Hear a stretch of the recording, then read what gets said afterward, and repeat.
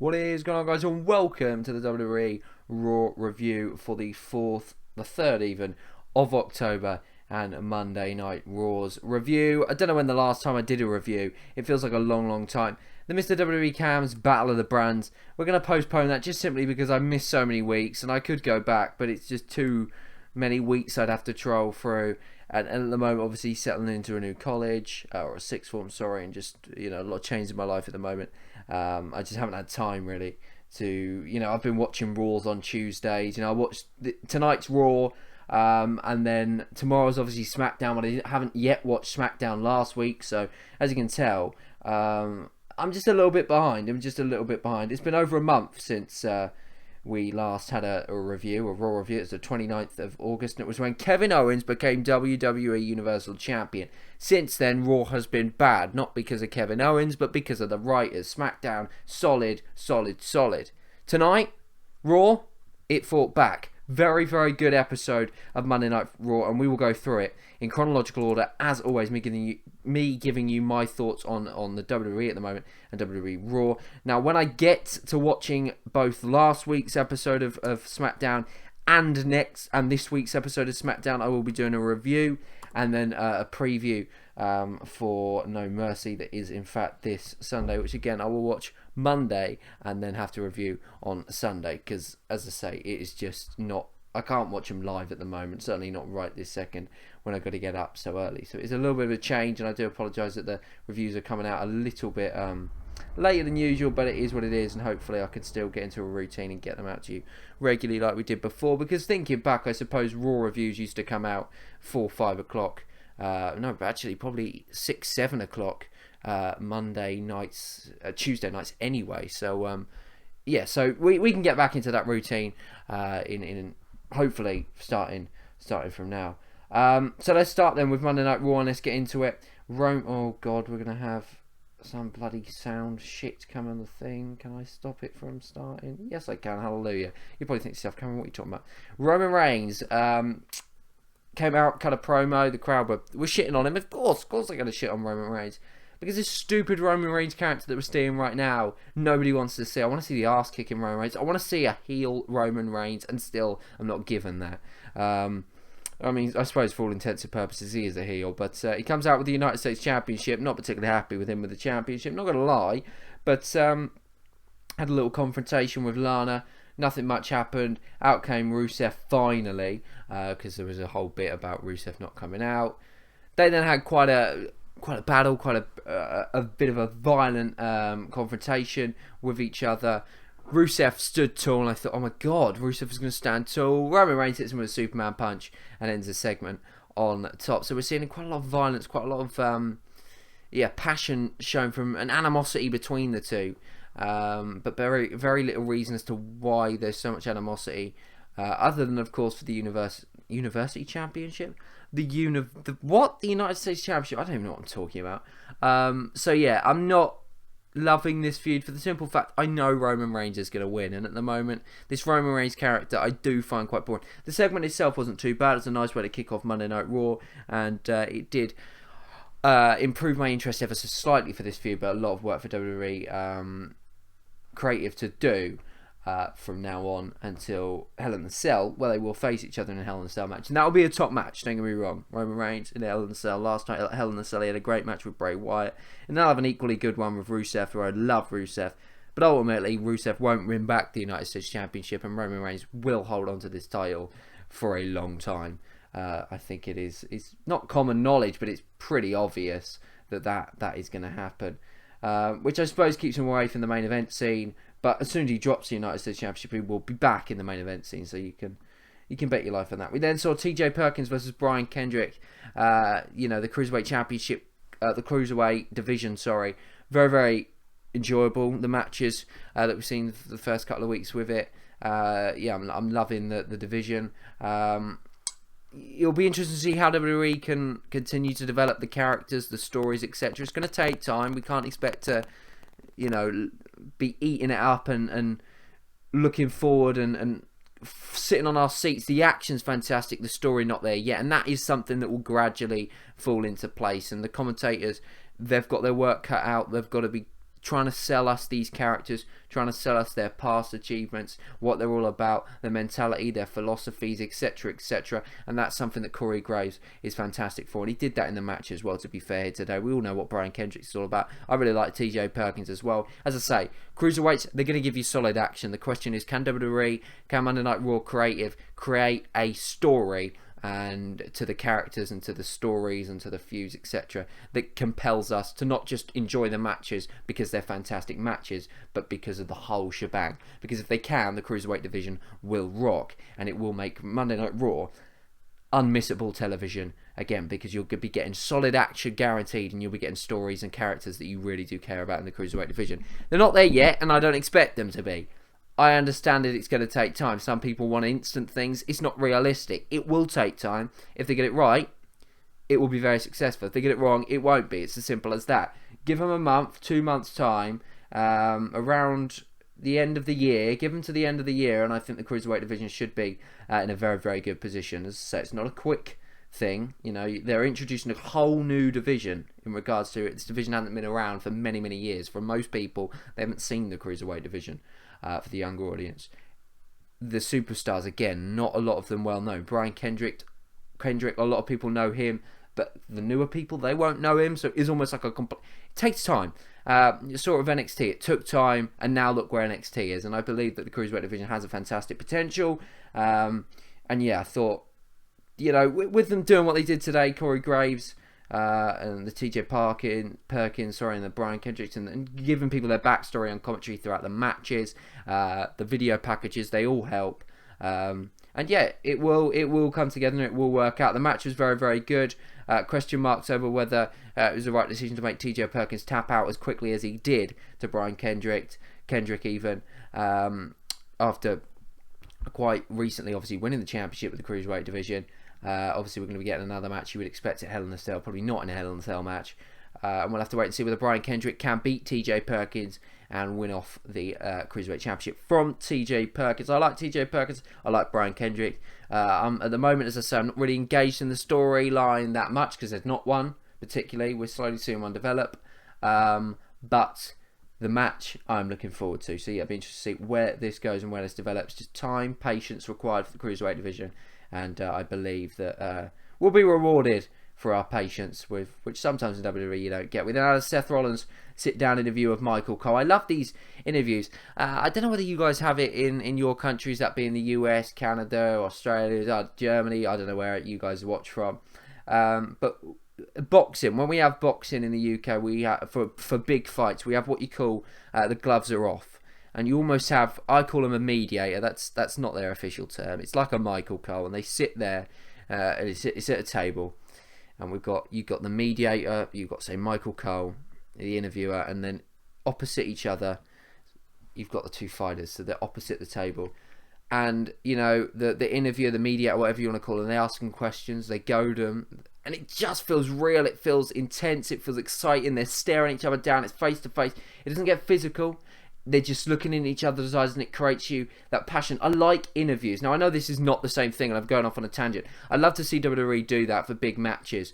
Have, you know, not necessarily Michael Cole, whoever, Corey Graves, sitting there, and there's Seth Rollins and a Kevin Owens face-to-face on a table, no violence. They speak, they cut promos on each other, they talk about the things. Corey's asking them questions. If you haven't watched The Gloves Are Off, I'll try and link it down to you, an Anthony Joshua one, and admittedly, you won't know too much of the backstory, but just have a look at it and just see what you think, and just see whether you think WWE could implement that in some of their big storylines, and whether you think that would be a positive addition to the show and get people pumped. Because for me personally, I'm not an avid follower of boxing, but when there's a big fight, I'll watch The Gloves Are Off first, and that will get me pumped for the fight, even if I haven't been following the kind of rivalry, the storyline, because in boxing it is as much WWE as it is. So it's a lot of entertainment in boxing, as well as it being obviously a big sport, and obviously the real element that some argue WWE doesn't have. I mean, obviously WWE is scripted, it's not fake in my opinion. There's a difference between scripted and fake.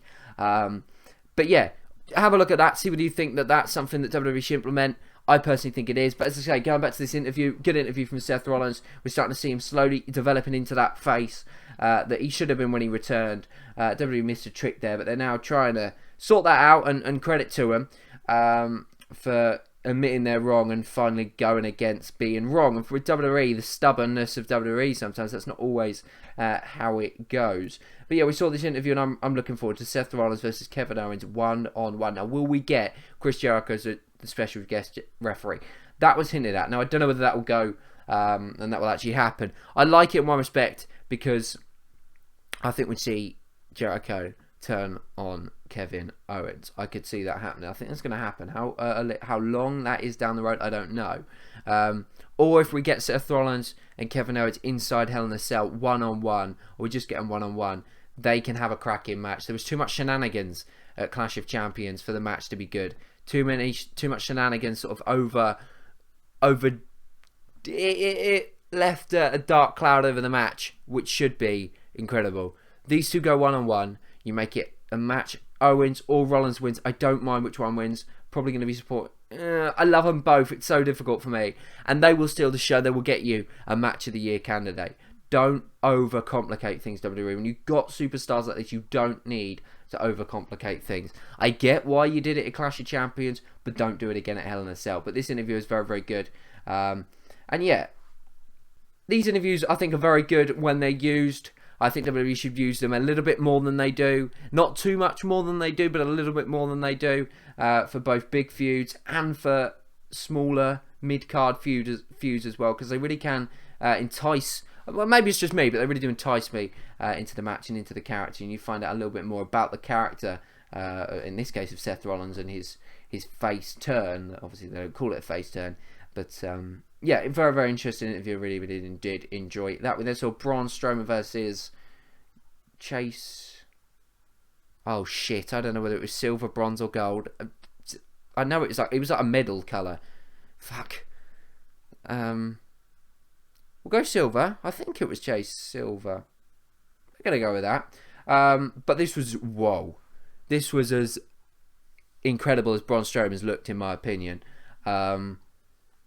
I mean, perhaps it's because I haven't been watching the squash matches from Strowman particularly religiously in regards to, I've kind of just been like, whoa, Strowman's on, let's just focus on. That sounded like I was doing some sort of drug. That's not what I meant. I'd be on Twitter, or I'd be doing something while watching the Strowman match. It was just kind of the toilet break match type thing. We just don't pay too much attention. But I paid attention to this one, and he was dominant. He was brutal. And at the end, him saying, you know, I want real challengers. About time. Good thing for him to say. Otherwise, he's going to be tearing up Monday Night Raw. He said something like that. It'll be interesting to see who he faces next and who he goes for next. It'll be interesting to see in 6 months' time, WrestleMania, where this Braun Strowman character is. You know, you've got to look at him. He's one of these superstars that I look at and I think, can I see him in the main event? Not yet. Not yet. Can I see him holding the United States Championship? Not really. What is it that Braun Strowman's going to do? Hopefully, he can turn into that superstar. We haven't seen him in a long match yet, but I tell you what, he's a dominant brute brick wall that nobody in the right mind wants to run into. And was I the only one when Byron was speaking to him that just really hoped that Strowman just destroyed Byron? Perhaps that's just me, but there we go. Kevin Owens came out with Chris Jericho, spoke about Seth Rollins, spoke about Chris Jericho and their friendship. These two are awesome on the mic, they really are. Jericho added a few things to his list. Then the New Day came out, they challenged the New Day. It was a Y2J idea, let's challenge the New Day for the Tag Team Championships, and I was so down for this. I was excited for this. I wanted this to happen. I wanted them to win the Tag Team Championships, and then I thought, oh my god, Jericho, Kevin Owens versus Cesaro. I was getting all excited in my head. It could still happen, who knows. But yeah, New Day came out, cut some promos back and forth. Really, really did like it. I thought it worked. And sometimes with the New Day, at the moment, I'm really not into the New Day all that much. They've kind of worn out with me. I've kind of got a bit bored of them. They've got a bit stale. And a guy who always comments on my videos, KW Tribute, been a fan of me for well, fan of me, that sounds ridiculous when I say it like that. I didn't mean it like that. Has been a supporter of mine, a subscriber of mine for a long, long time. basically for about 7 years, and he always sends me Raw reviews when I don't get them out because I'm useless. And he's been saying about how he feels the New Day's getting stale, and I have agreed with him. I have to agree with him. New Day for me getting very, very stale, but today they look better. Or last night they looked better in this segment. They can be enjoyable if they're booked right. I just don't want WWE to make them so stale for everyone to the point where when they break, it's not going to be worth it. Yeah, so I would have thought they're going to hold on to the championships until they break the record, and then we'll slowly see this kind of Remember, I don't know what I'm saying. You know, I mean, the breakup of the New Day. But this is a great segment. Some good banter. I hate saying that word, but it was between the two. And yeah, I'm loving Jericho at the moment. He's on his best run in WWE, in my opinion. I haven't been born for all his... Well, I haven't been watching WWE for all his runs, but I've gone back and I've watched stuff, and I do personally believe it's his best run. Kevin Owens and Jericho are the perfect dream team, and if they do have a feud, it will be feud of the year. New Day, as I say, getting stale, but this week they were decent, and yeah, WWE got this segment right, and it could have gone horribly wrong because recently New Day segments have gone wrong. I think it was the Old Day segment. That was one of the worst segments I've ever seen in my life. Apart from obviously a Roman Reigns promo. Sami Zayn versus Titus O'Neil. God knows what Titus was promoting at the start. I couldn't give a fuck. To be honest, I couldn't give a fuck about Titus. I used to love Titus, but he's shit. Like I know it's ridiculous. I know it's a bit barbaric, but I just think he's shit. Really, he's disappointed me. You know, I used to look at him and think what potential he has, but he hasn't improved for 2 years. He's stood still, and some would even argue he's got worse. And I don't think he has a lot of potential. I can't see him. I can remember when I thought he was going to become a world champion a couple of years ago. I know, it's just delusion. But Sami Zayn continued his on-off, win-win, loss, win, loss, win, loss. You know, this kind of random 50-50 booking. No real momentum for Sami Zayn. God knows what they're doing with Sami Zayn. But he got a win tonight. Showcased that. It's just interesting to see whether he will... you know, WWE will decide to engage him in any sort of feud or anything, really. Obviously, had the spat with Chris Jericho. That didn't last very long. So, yeah, Sami back in Limbo Land. SmackDown should have been the place for Sami Zayn. The Golden Truth then faced Carl Anderson and Luke Gallows. Of course, their characters been ruined by the feud with the New Day and the way WWE booked them. In my opinion, these two should be tag team champions right now. They're not, but WWE tried to make up for the bad shit that they'd done before. And they, you know, this was good for the Carl Anderson and Luke Gallows. They need to be like this. They need to be beating people up, going through the tag team division before finally ascending to the top, and this time not failing. When WWE fucks up, it takes them a long time to, you know, recover their mistakes. But they're slowly trying to do that with the Carl Anderson and Luke Gallows, and hopefully they can be the tag team that I think we all want and know they can be. And then so New Day versus Chris Jericho and Kevin Owens. I was really pumped for this non-title match. I really wanted Chris Jericho and Kevin Owens to win. That didn't happen. We had some random guest stars. I don't know who they are. I really don't. I don't care who they are, to be honest. Really were annoying on commentary. They didn't know what they were talking about. It didn't seem like they'd ever watched a wrestling match in their life. At one point, one of them called this match a friendly match. You know, if it was the soccer or something, he said, I hate it when people call it soccer. Football's equivalent of a friendly match. And, you know, I just wanted to punch him around the face. I felt like Corey was getting frustrated with these two as well. And not necessarily them two themselves. You know, I know they're there to promote their show, and, you know, they seem like nice enough people. But WWE really for putting them on the show. But yeah, the match ended. I mean, I was just lost concentration with the match because them two were yabbling about their, you know, whatever in the background. New Day won because Seth Rollins distracted Kevin Owens and Chris Jericho. So it looks like Jerry KO aren't going to be going near the tag team championships, at least not right now. I still do like that idea. But yeah, segment could have been fantastic. Instead was a little bit of a disappointment.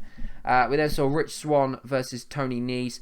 Oh, Nese, don't know how to pronounce his name. I really like Tony Nese. I think he's a good superstar. He's my favourite at the cruiserweights. I loved him last week when he faced TJ Perkins. He's just, whoa, I just love this kid. He's not really a kid, but that was really patronising, wasn't it? Rich Swann, I like him too. I do like the Cruiserweight division, other ones we've seen so far. But yeah, Tony Nese got the win in a very, very good, entertaining match. Crowd a little bit quiet for it, which would suggest, again, work to be done with the stories, but it's going to take time, not instant. And yeah, Tony Nese picking up a big win. Oh, not a big win, but an important win. And I'd love to see with the Cruiserweights, or just anywhere in WWE. I don't know how they do it, but I've always had this idea of a league format. I don't know if this has ever really been done in professional wrestling, where you have, I don't know, say the Cruiserweight division of 8, 10, and everybody faces each other, and you have, like game weeks every week. So, say there was 10, you'd face each other twice in a season. So there'd be 18 games each, and that would go on for 18 weeks on Monday Night Raw. So what's that? Nearly 5 months, and you'd crown the league champion for that year. Look, I don't know whether it would work. I just would like to see something like that.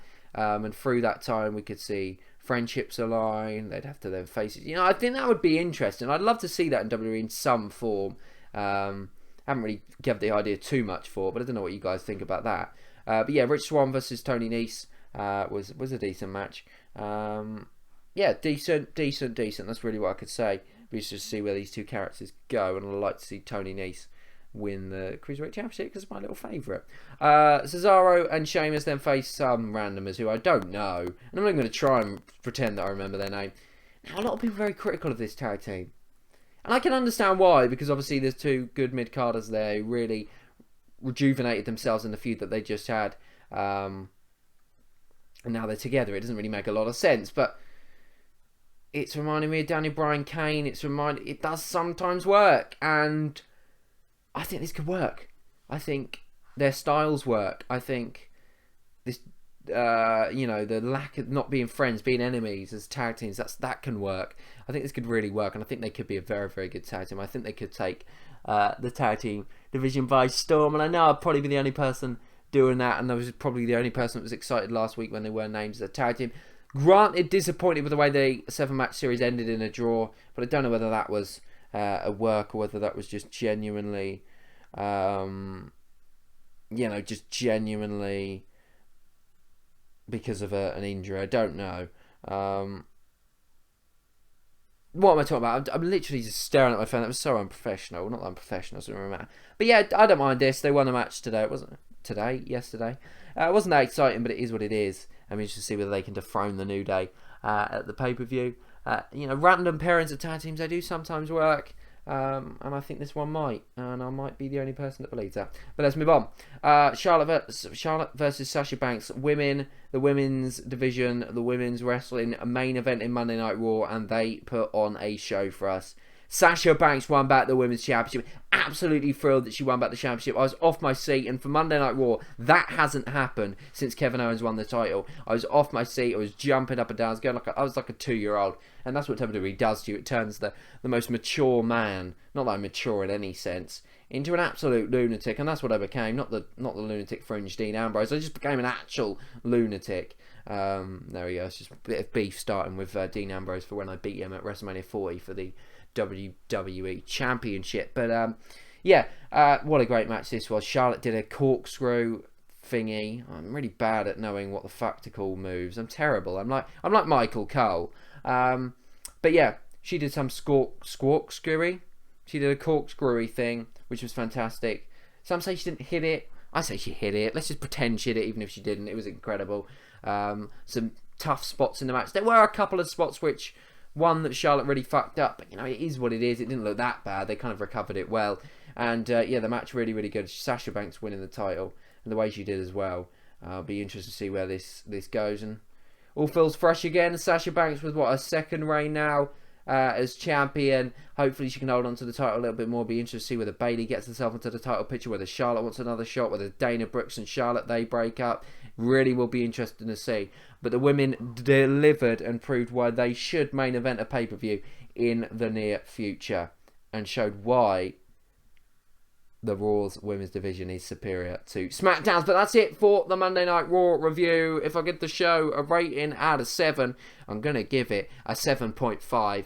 partly because Sasha Banks won the title and partly because it was a very good show. Only a few moments that weren't too good in the show, or a few sort of parts of the show that were a bit, but yeah, decent show, and we haven't said that often for Raw. Can't promise I'll have a SmackDown review. I'll try and get a SmackDown review out before I get the SmackDown No Mercy preview out. But no promises, because obviously I'm very, very busy doing A-levels at the moment. But yeah, I'll try and get myself into a rhythm. Because when you get yourself into a rhythm, it just becomes second nature, and it's like getting up in the morning at 6:30. Which some of you are probably sitting there carrying, you've been pathetic, 6:30. I get up at 5 every morning I've been doing it for 50 years. Can we get over yourself? And you know what? Fuck you. Thanks for watching. I'll see you next time. I just offended you all. I'm joking. I'm just joke. Love you all. Thanks for watching. Goodbye. I usually end it with some random me talking about fight. It's something random, but I'm just going to end it with thanks. Thanks for being there for me.